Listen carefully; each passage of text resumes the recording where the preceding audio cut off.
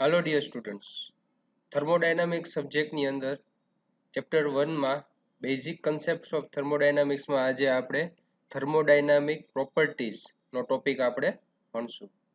તો થર્મોડાયનામિક પ્રોપર્ટીઝ છે એ total 4માં divide થાય છે અથવા તો ક્લાસિફાય થાય છે. સૌથી પહેલું છે બેઝિક પ્રોપર્ટીઝ. બેઝિક પ્રોપર્ટીઝ એટલે મૂળભૂત ગુણધર્મો. એની અંદર ટોટલ 6 પ્રકારની બેઝિક પ્રોપર્ટીઝ આવે છે. Number 1 pressure, 2 mass, 3 temperature, 4 volume, 5 fifth density અને 6th વન ઇઝ વેલોસિટી. ત્યાર પછી આવે છે ડિરાઇવ્ડ પ્રોપર્ટીઝ. ડિરાઇવ્ડ પ્રોપર્ટીઝને સેકન્ડરી પ્રોપર્ટીઝ પણ કહેવામાં આવે છે. આ ડિરાઇવ્ડ પ્રોપર્ટીઝ છે એ બેઝિક પ્રોપર્ટીઝમાંથી આપણને મળે છે. તેની અંદર ટોટલ 5 પ્રકારની ડિરાઇવ્ડ પ્રોપર્ટીઝ આવે છે. ફર્સ્ટ સૌથી પહેલું છે ઇન્ટરનલ એનર્જી, બીજું છે ફ્લો વર્ક, ત્રીજું છે એન્થાલ્પી, ચોથી છે એન્ટ્રોપી અને પાંચમી છે સ્પેસિફિક હીટ. ત્યાર પછી ત્રીજી ટાઈપની પ્રોપર્ટી આવે છે જેનું નામ છે ટ્રાન્સપોર્ટ પ્રોપર્ટી. ટ્રાન્સપોર્ટ પ્રોપર્ટીની અંદર બે પ્રકાર છે. સૌથી પહેલી વિસ્કોસિટી. વિસ્કોસિટીને સ્નિગ્ધતા પણ કહેવામાં આવે છે. અને second one is thermal conductivity. અને છેલ્લી ટાઈપ છે કોમ્પોઝિટ પ્રોપર્ટી. કોમ્પોઝિટ પ્રોપર્ટીની અંદર એક પ્રકાર છે જેનું નામ છે એવેબિલિટી અથવા તો એક્સર્જી. થર્મોડાયનામિક પ્રોપર્ટીઝના ક્લાસિફિકેશન પછી હવે આપણે તેની ડેફિનેશન અથવા તો વ્યાખ્યા ભણશું. તો બેઝિક પ્રોપર્ટીઝની અંદર સૌથી પહેલી પ્રોપર્ટી છે પ્રેશર. પ્રેશરને દબાણ પણ કહેવામાં આવે છે અને તેને P દ્વારા ડિનોટ કરવામાં આવે છે. The force exerted by fluid per unit area is known as pressure. Fluid દ્વારા એકમ વિસ્તાર પર લાગતા બળને દબાણ કહે છે. તેની ફોર્મ્યુલા થશે pressure P equal to force divided by area, એટલે કે બળના છેદમાં વિસ્તાર. ત્યાર પછી આવે છે માસ.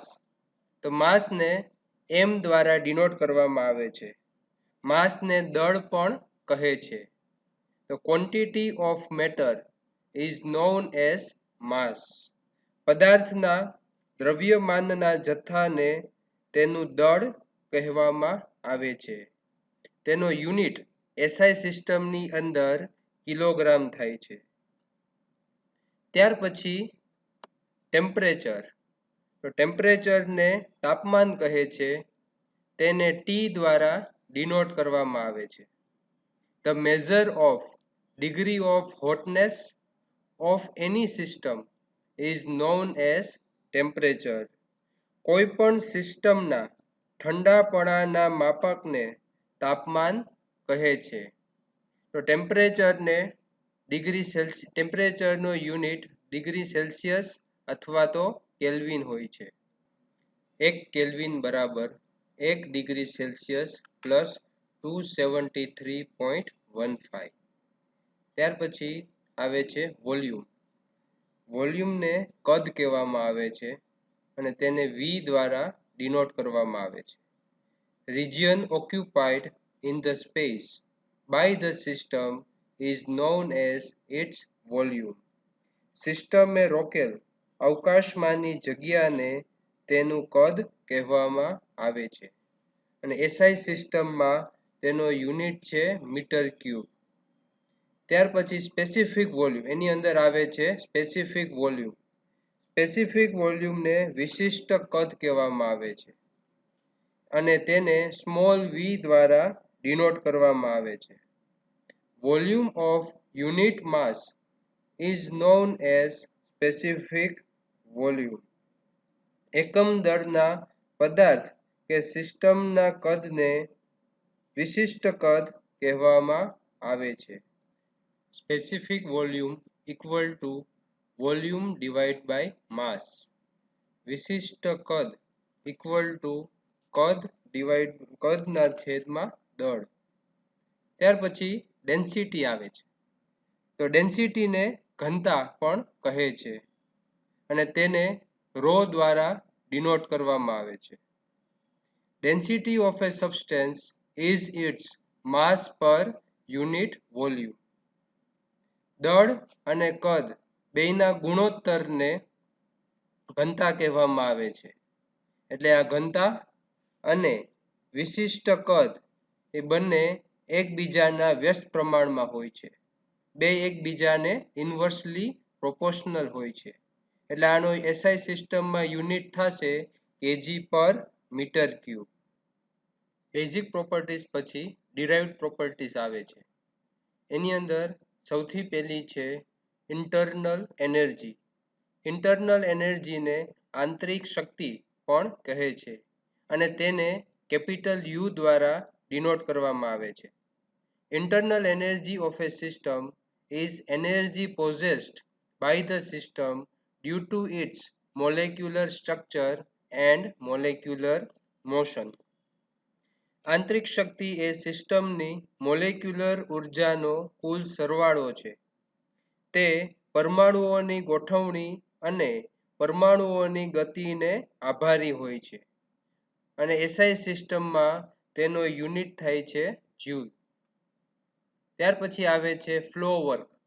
તો ફ્લો વર્કને પીવી દ્વારા ડિનોટ કરવામાં આવે છે. પીવીની અંદર પી છે એ પ્રેશરથી ડિનોટ થાય છે અને વોલ્યુમ છે એ વીથી ડિનોટ થાય છે. The work associated with flow process is known as flow work.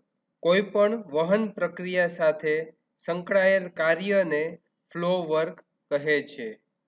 SI સિસ્ટમમાં તેનો યુનિટ છે જ્યુલ. ત્યાર પછી એન્થાલ્પી. એન્થાલ્પીને કેપિટલ એચ દ્વારા ડિનોટ કરવામાં આવે છે. Enthalpy is the summation of internal energy and flow work. Enthalpy એટલે આંતરિક શક્તિ અને ફ્લો વર્કનો સરવાળો. તેની ફોર્મ્યુલા થાય છે enthalpy H equal to you plus PV. તેનો પણ એસઆઈ સિસ્ટમમાં યુનિટ છે જ્યુલ. તેને જે થી ડિનોટ કરવામાં આવે છે. ત્યાર પછી આવે છે એન્ટ્રોપી. એન્ટ્રોપીને કેપિટલ એસ દ્વારા ડિનોટ કરવામાં આવે છે. Entropy is the measure of disorderness of the system. સિસ્ટમની અવ્યવસ્થાનું માપ દર્શાવતા સિસ્ટમના ગુણધર્મને એન્ટ્રોપી કહે છે. ત્યાર પછી આવે છે સ્પેસિફિક હીટ. સ્પેસિફિક હીટને કેપિટલ સી દ્વારા ડિનોટ કરવામાં આવે છે અને તેને વિશિષ્ટ ઉષ્મા કહે છે. Heat energy required to rise the temperature of unit mass of the substance by 1 degree is known as specific heat. કોઈ પણ પદાર્થની વિશિષ્ટ ઉષ્મા એટલે કે એકમ દળના પદાર્થના તાપમાનના એકમ અંશ જેટલું તાપમાન વધારવા માટે જરૂરી ઉષ્મા.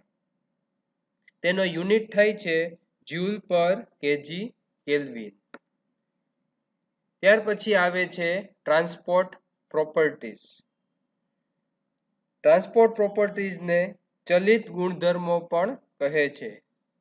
The properties of the system like viscosity and thermal conductivity associated with the transport phenomena are known as transport properties. આ ગુણધર્મો જ્યારે ફ્લો પ્રોસેસ ચાલુ હોય ત્યારે ધ્યાનમાં લેવાતા હોય છે, જેમ કે ફ્લુઇડના પ્રવાહ વખતે સ્નિગ્ધતા તેમજ ઉષ્મા વહન દરમિયાન થર્મલ કંડક્ટિવિટી. તો એટલે સુધી આપણે થર્મોડાયનામિક પ્રોપર્ટીઝ ભણ્યા. ત્યાર પછી આવતા લેક્ચરની અંદર આપણે આગળના ટોપિક ભણશું. Thank you.